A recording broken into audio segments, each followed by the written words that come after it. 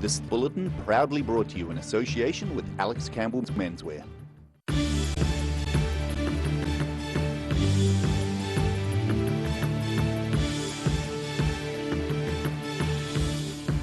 Tonight on the South Today, protesters have stopped operations at a Southland coal mine, with some locking themselves to machinery. A group of Otago theatre practitioners are proposing an alternative plan to the DCC to secure longevity. And Queenstown's new Lake Whakatupu rescue boat officially hits the water as it's proudly launched.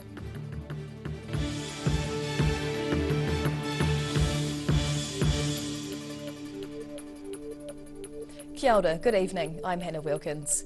A Southland coal mine has been shut down by environmental activists who say it's time for the country to quit coal.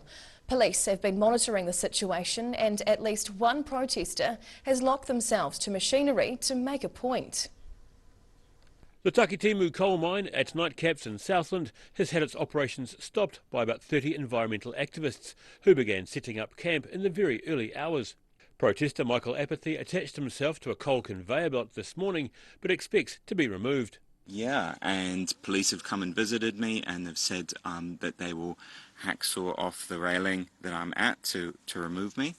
And they've arrested me for trespass.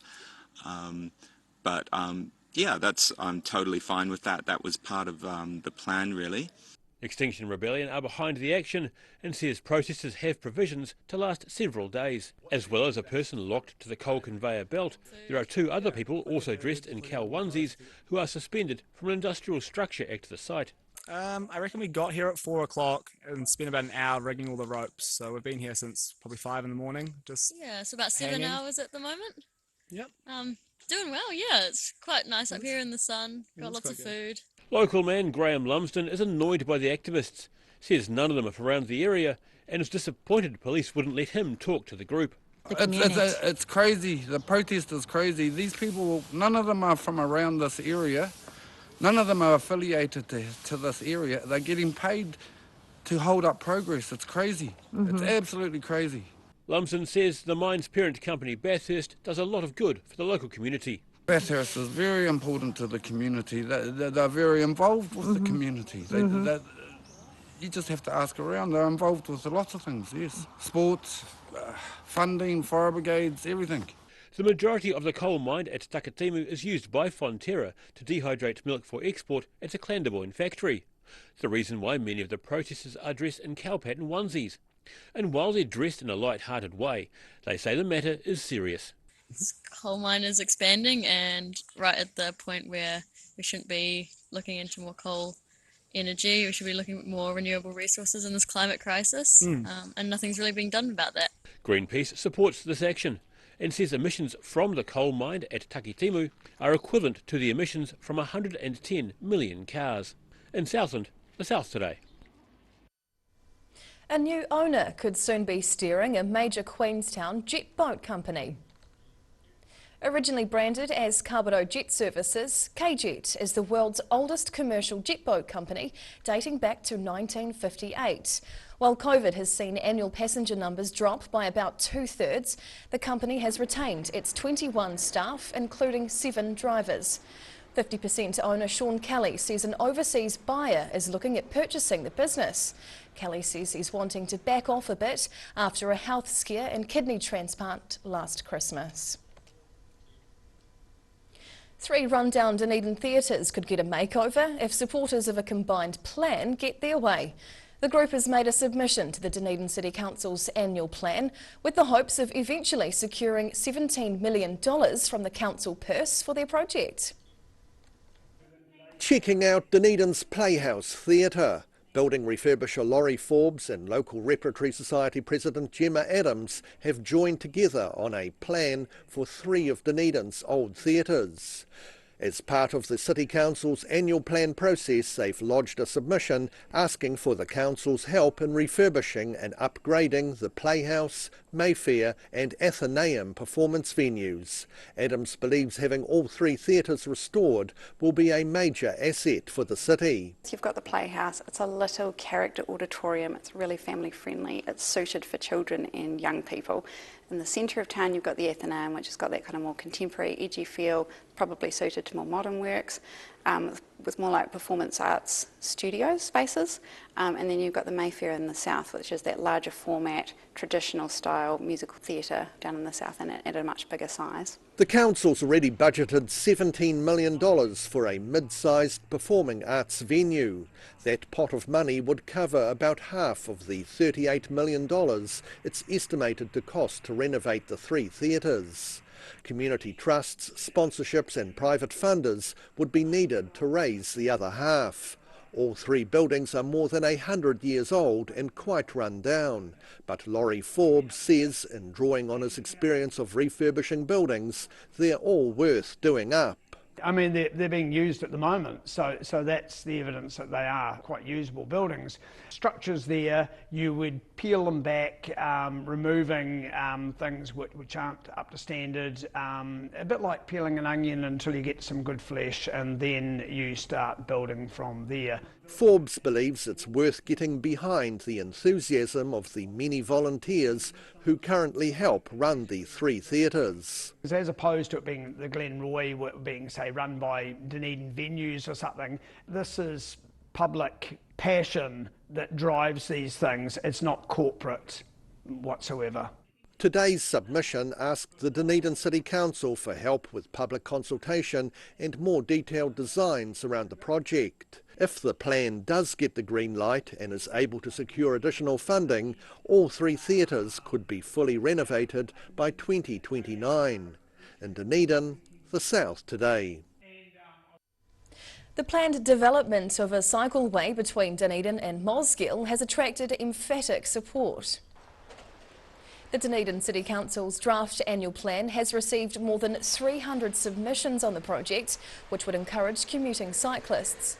The 15-kilometre cycleway would start at Mosgiel and make use of a disused railway tunnel under Chain Hills. Approaching Dunedin City, the route would avoid the climb at Lookout Point to make use of another unused railway tunnel at Caversham. The initiative could be accelerated if councillors agree to boost the cycleway's budget and a subsidy from Waka Kotahi New Zealand Transport Agency is confirmed. Queenstown's next generation Coast Guard rescue boat is being named after a woman who, legend has it, was the first to swim across Lake Whakatipu. Local dignitaries and supporters officially christened the new craft at the Frankton Marina on Friday night. Christening Queenstown's next generation rescue boat. The local Coast Guard now has a new vessel which is named Haki Takura after a woman who legend says was the first person to swim across Lake Whakatipu. Coast Guard President Andy McLeod says he's delighted with the new replacement. This new vessel is just, it's twice as fast, it's got twice as much room, it's reliable, which really helps. The craft was formerly used as a chase boat in the America's Cup, and McLeod's impressed with the new technology that's been fitted on board. The stuff we've got on there now is each person's got a screen and they're twice to three times the size that we had, and the capability of scrolling through, and we can send messages to the helm and back to the navigation, and yeah, it's just a gigantic leap. At present, Coast Guard Queenstown has about 20 volunteers, including 2 skippers, but McLeod hopes the new boat will be a draw card to get more volunteers and have another 6 skippers to draw on by Christmas. Our dream would be to have a roster system that we could have skippers and crew, and give our skippers some rest. At the moment we've got 2 and without them we've got nothing, so they're always on call. The vessel is one of 26 ray glass craft that have been refitted by Lotto NZ for Coast Guards around the country. In Queenstown, the South Today. Whai Yakane. Still to come on the South Today, a controversial proposed new landfill near Dunedin hits a snag with birds, and local club rugby has kicked off across Otago. We've got the weekend wrap up.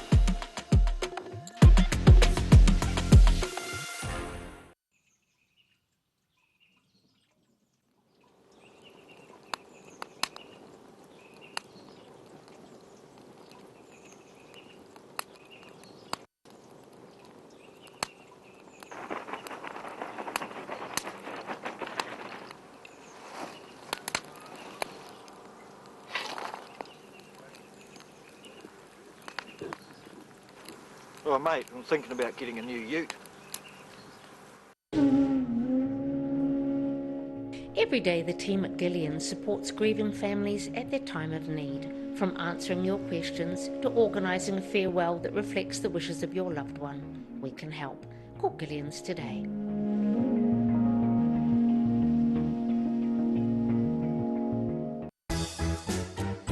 Every reason, every season, we're proud to dress the region. Alex Campbell Menswear, it fits.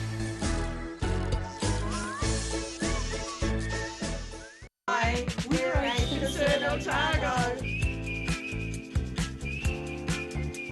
Age Concern Otago hosts a multitude of social activities, including Little Bobs.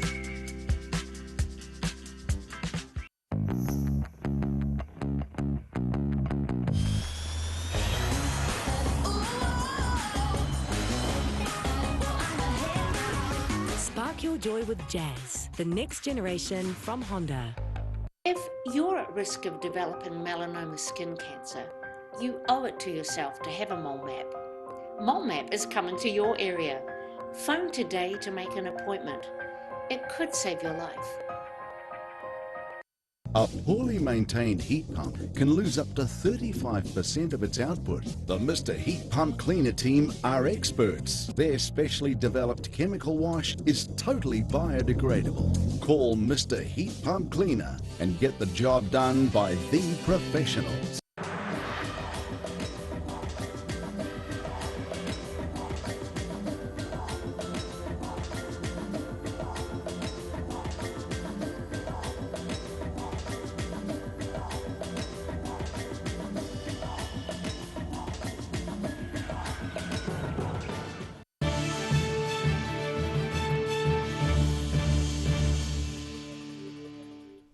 Tēnā koe, welcome back. The Dunedin City Council's controversial proposed new landfill at Smooth Hill near Brighton has hit another snag. Due to the proposed site's proximity to Dunedin Airport, just 4.5 kilometres away, the risk of bird strike is an issue. The draft consent conditions say numbers of some bird species on site will need to be kept to 0 every day. If this is not achieved over 3 consecutive days, the landfill will have to stop operating until the birds are not present for 5 consecutive days. An environmental planner says the presence of black-backed gulls could lead to long closures of the new landfill, creating problems for the city's domestic waste disposal. Last month, an Otago Regional Council consultant recommended the Dunedin City Council's landfill application be refused. The Lake Wanaka Centre was filled to capacity on Friday for the funeral service for one of the town's favourite sons. Sean Dickey died 2 weeks ago in a motorbike accident that has rocked the local community.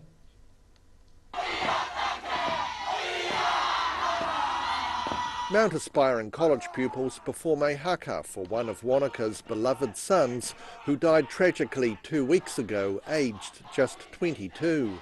Sean Dickey was killed in a motorbike accident in Christchurch, the city where he'd been working full-time as a St John ambulance officer. St John was Sean's passion, and despite attempts to guide himself on an engineering, then business path, he found himself landing his dream job in Rolleston. However, how Sean had any free time is a mystery to anyone, as he continued to volunteer on his days off. In fact, he would often take annual leave to volunteer on his days off. He was even once caught calling in sick to St John and found fundraising for the Red Cross at the university. In his short life, Dickey had grown to become a respected figure in the Wanaka community. Friday's funeral service heard family members speak of their love for the young man who was known for his passion for sailing and card playing. We are so proud of the way you have shared your love, compassion and inspiration with those around you. We asked a group of young sailors, what was the X factor that Sean had? A couple promptly replied, the Sean factor. You will live on in those that you have touched. And then there was the card game, starting with Skippo, then cribbage, euchre, and the big one, 200, 500. Thank you for taking time every time on home visit to come and have a game. On the scorecard, you're 2 wins up. To me, you'll always be a winner. Say hi to Grandpa, love Gran. The 300-seat Lake Wanaka Centre was filled to capacity, with the ceremony also live-streamed to friends and relatives in other venues, including the Wanaka Yacht Club, as well as Christchurch and Malaysia. In Wanaka, the South Today. Club rugby kicked off this weekend with 4 games held around Dunedin. The South Today went up to Mornington to check out the action on the field. Dunedin easily brushed aside Zingari Richmond with a final score of 41-14 on Saturday. The winning team's captain Jean Te Amo says they went into the match prepared, having studied their opponent's strengths and playing styles. We always knew coming into this game that Zingari had a lot of big ball runners and had a lot of players that could get over the gain line, so I think our game plan coming into this week was trying to nullify that, and if we did that, we'll give ourselves the best chance. Te Amo says the Dunedin club is benefiting well from contributions by new players such as Thomas Adam Carter. Yeah, he goes well. He's new to the club this year, and he's really putting his hand up anywhere we put him, so yeah. Zingari Richmond were disappointed to start off the season with a loss, but there's plenty more games left this year. Yeah, not the start we want, but yeah, proud of the boys' effort not to give up. We just kept battering on that full 80 minutes, but yeah, definitely not the result we wanted, but yeah, we'll come back strong next week, hopefully. In other games on Saturday, Southern narrowly beat University 36-35 at Bathgate Park. Similarly, Green Island was just 1 point ahead of Harbour with a final score of 23-22 at Miller Park, and Taieri easily beat Kaikorai 37-21 at Peter Johnston Park. In Dunedin, the South Today. FA Yakane. After the break on the South Today, the door is still slightly ajar for the Highlanders after a weekend win over in Fiji. And we'll take a look at the weather for the first week back at school for Term 2.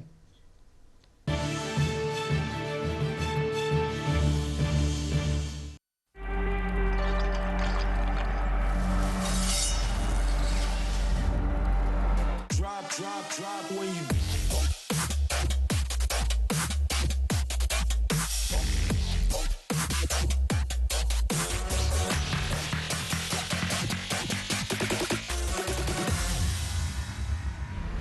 Livingwell Disability Resource Centre, a not-for-profit charitable organisation and your one-stop shop for information and resources to help you retain independence. We offer a wide range of assistive products from jar openers to mobility scooters and provide assessments for Total Mobility, the half-price taxi scheme. Come and see the friendly team. You'll find us on the corner of George and Bath Streets, ground floor of Burns House.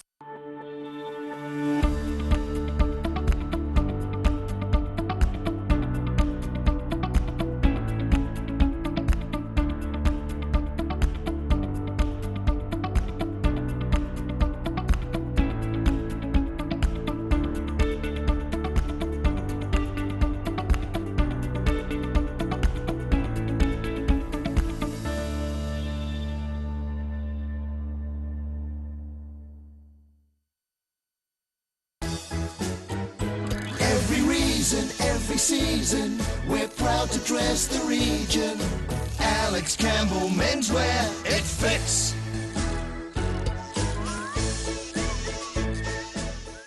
Hi, my name's Matt and I'm the Dines Group CEO. Dines is a company that's focused on selling logistics solutions to its customers. We're passionate about selling efficiency and we've been selling efficiency for over 50 years now.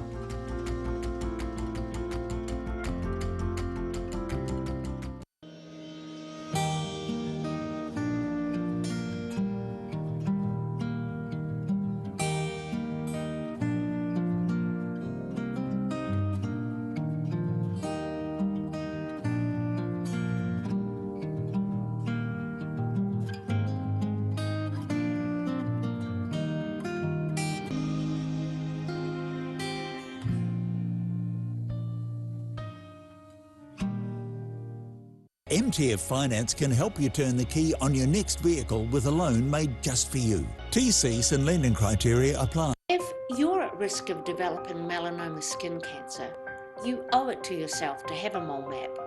Mole map is coming to your area. Phone today to make an appointment. It could save your life. Inside are all sorts of innovations from all over China.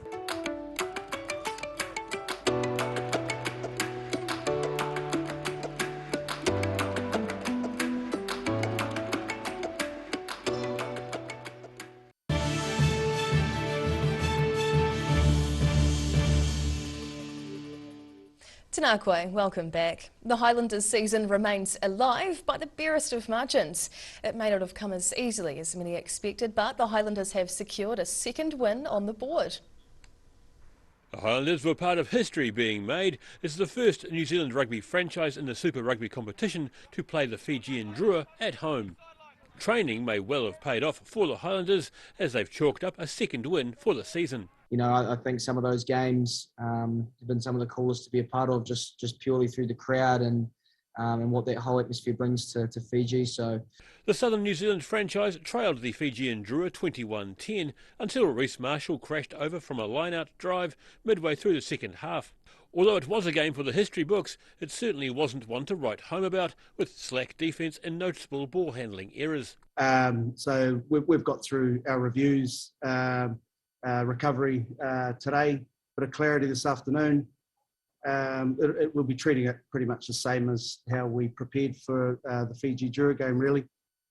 We'll still have our intensity day, physical day, couple of days out before the game. The 3-point win keeps the Highlanders within touching distance of the top 8, but are just 2 points off the 8th placed Melbourne Rebels with 4 games remaining. And next they're off to Australia. In Dunedin, the South Today. And now recapping tonight's top stories on the South Today. Protesters stopped operations at a Southland coal mine after setting up in the very early morning, with some locked onto machinery. An Otago theatre group proposed an alternative idea to the DCC's plan for live theatre venues, with hopes of securing $17 million.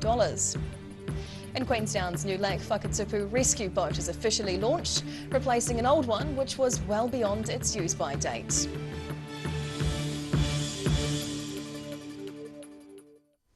And now a look at what's happening in tomorrow's ODT, and we welcome our Associate Editor, Jo Simpson. Good evening, Jo. Good evening. Now, what have your team been working on today? We've got lots in tomorrow's paper. A Queenstown hotel operator is worried about when the trickle of international tourists turns back into a flood, that most accommodation providers will not have enough staff to keep rooms clean.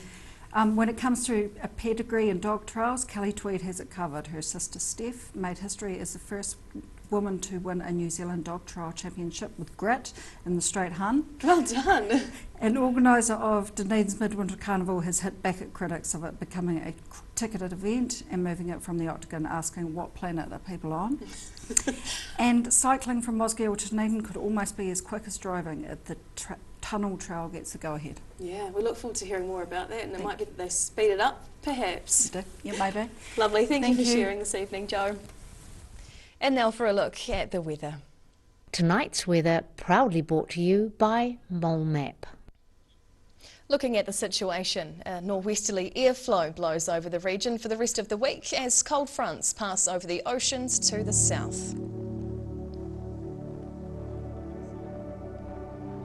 Heading to the top of the South Island first, looking lovely through here tomorrow. Nelson will be partly cloudy with light winds and 20 degrees. Greymouth starts off cloudy with a few showers but clearing by the afternoon and reaching 19 degrees, while Christchurch is in for 20 degrees once the fog lifts mid-morning. To our southern towns next. Balclutha and Catlins are in for 15 degrees tomorrow with northerlies, while Gore and Lumsden will be fine with northwesterlies and a high of 16 degrees. Travelling westwards to the Central Lakes area, it'll be fine with light winds through here. Queenstown, Wanaka and Alexandra all expecting 18 or 19 degrees, while Te Anau will be a bit cooler tomorrow with northerlies and 15 degrees. Looking at the northern towns next, Timaru gets 17 degrees tomorrow with light easterlies. Nawamaru's leaning more towards a northeasterly breeze with 16 degrees. Omarama and Twizel have another gorgeous day on the way with 19 degrees and light winds. Down to Dunedin, looking fine tonight with a low of 8 degrees. Tuesday looks mostly fine and sunny with afternoon northeasterlies up to 16 and down to 7. And midweek is on the warmer side while forecasting, well, more of the same. Lots of sun and light winds, reaching a high of 18 and down to 10 degrees. And to the deep south next, Invercargill will be fine and cold tonight, down to 5. Tomorrow looks fine with nor'westerlies up to 16 and down to 8. The nor'westerlies hang around for Wednesday too, along with bluebird skies. Temperature-wise, it'll get up to 16 degrees and drop to 12 degrees as the low. And that's the news this Monday. For the latest news and videos from the southern region, head online to odt.co.nz and you can follow Channel 39 on YouTube to catch our news bulletins on demand. Nō reira, kia pai tupo, ka kite anō.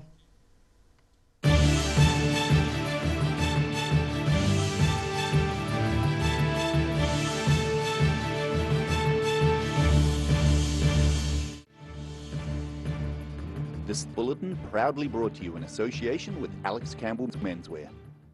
Public interest journalism funded through New Zealand On Air.